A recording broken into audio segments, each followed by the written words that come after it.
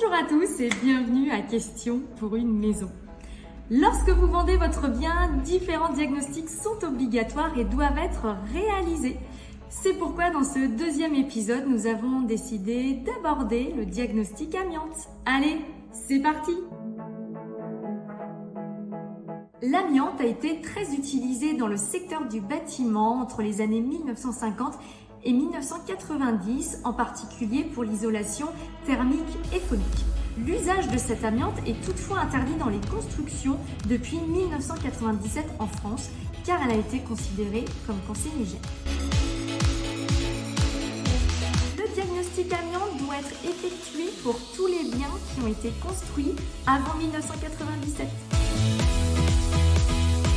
Divers matériaux peuvent contenir de l'amiante dans votre logement. Voici une liste des matériaux les plus rencontrés. On peut retrouver l'amiante dans le calorifugage, qui est une enveloppe isolante de canalisation. On va donc la localiser dans l'équipement de chauffage et d'eau chaude sanitaire et dans les tuyauteries qui se trouvent principalement dans les garages et ou sous-sol. L'amiante peut également se retrouver dans le flocage, un matériau d'isolation par projection. Il va alors pouvoir se localiser dans les conduits de ventilation, chauffage et au plafond.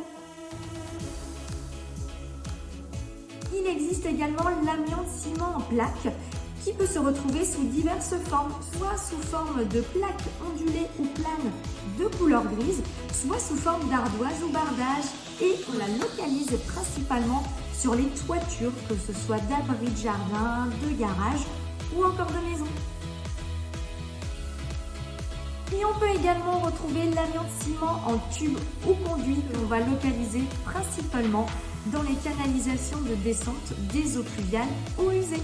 Information également importante à savoir, si l'on ne touche pas aux produits amiantés, on ne court aucun risque. Le diagnostic amiante est un document qui mentionne la présence ou l'absence de matériaux et ou produits contenant de l'amiante dans votre logement. Il doit être réalisé par un professionnel qui est certifié. Le diagnostiqueur vient donc repérer des matériaux visibles et accessibles susceptibles d'en contenir. En cas de doute, il va procéder à un prélèvement et envoyer l'échantillon en laboratoire. Si le diagnostiqueur constate la présence d'amiante dans votre logement, il va émettre la liste avec l'ensemble des matériaux en contenant leur état de conservation et les préconisations suivant l'état de dégradation des matériaux. À savoir que le désamiantage peut être préconisé si l'état de dégradation des matériaux est très avancé. En cas de présence d'amiante dans votre logement, le diagnostic est valable 3 ans. En revanche, s'il révèle l'absence d'amiante, il n'y aura pas de durée de validité. J'espère que ce format vous a plu.